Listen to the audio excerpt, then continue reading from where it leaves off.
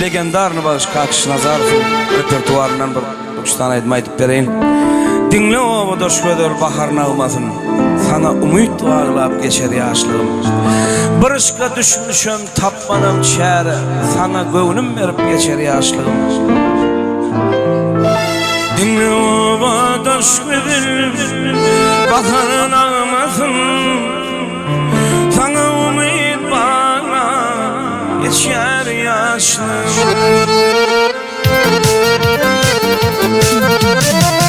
Barışka düşmüşüm ey tapmanam çare, sana umut bana geçer yaşlım. Aşkına düşmüşüm ey tapmanam çare, sana umut bana geçer yaşlım. Ey sana gönlüm verip ey geçer yaşlım.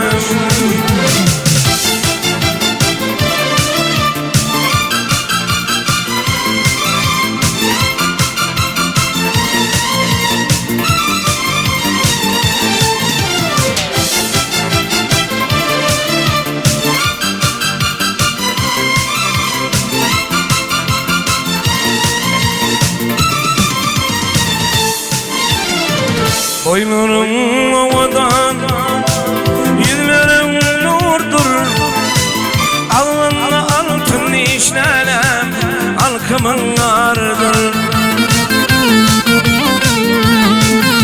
Ey film deyip ediller ey ovamdadır, sana umut bana geçer yaşlım.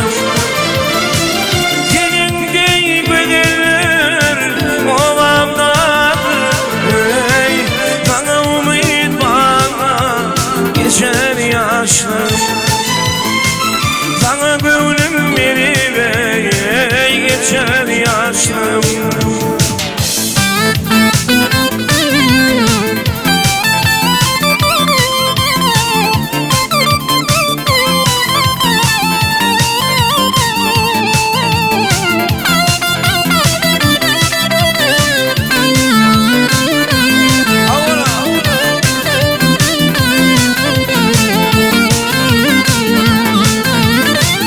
Aşulun fini minni diyar bile, şu dertleri yeke çekme kıymal yar bana.